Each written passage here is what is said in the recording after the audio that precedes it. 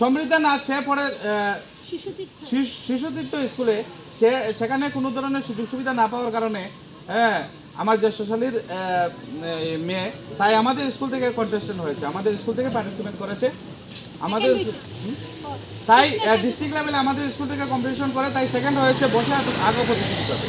তো এখন আমরা তার জন্য একটা হাততালি দেবো।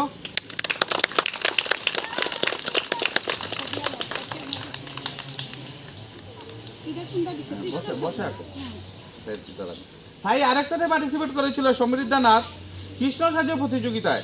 কৃষ্ণ সাহায্য প্রতিযোগিতায় আমাদের উত্তর ত্রিপুরার মধ্যে ও যে গ্রুপে পার্টিসিপেট করেছিল সেই গ্রুপে সেকেন্ড হয়েছে, তার জন্য একটা হাততালি।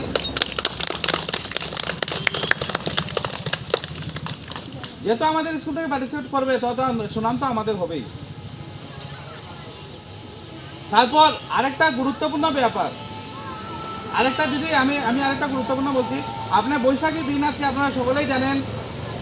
বৈশাখী বীরনাথ আমাদের উত্তর ত্রিপুরা যে আছে, উত্তর ত্রিপুরার মধ্যে বৈশাখ সংস্কৃত শ্লোকের মধ্যে ফার্স্ট হয়েছে।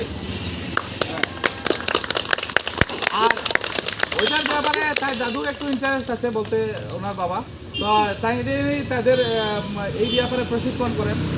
তো যদি যারা শিখতে চায়, যদি ইন্টারেস্ট আছে, সেখানে কোনো মুসলিম হিন্দু খ্রিস্টান ভেদাভেদ নেই। যারা শিখতে চাইবে তিনি এক্সট্রা ক্লাস করাবেন, স্কুলের সাথে কোনো রিলেশন নয়, সেটা অন্য ক্লাস হবে।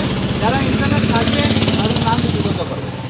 কারণ হলো ওইখানে এই যে বৈশাখী বীরনাথের সাথে কিন্তু মন্তেশ্বরী স্কুল থেকে পার্টিসিপেট করেছিল। আমাদের এখানে আশেপাশে আছে মন্তেশ্বরী স্কুলে কন্টেস্টেন্ট করেছিল, ফার্স্ট হয়েছে, মানে উত্তর ত্রিপুরা রাজ্যের মধ্যে ফার্স্ট।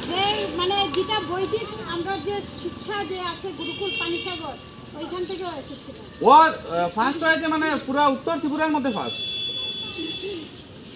তারপর নেক্সট আমাদের সুরজ দত্ত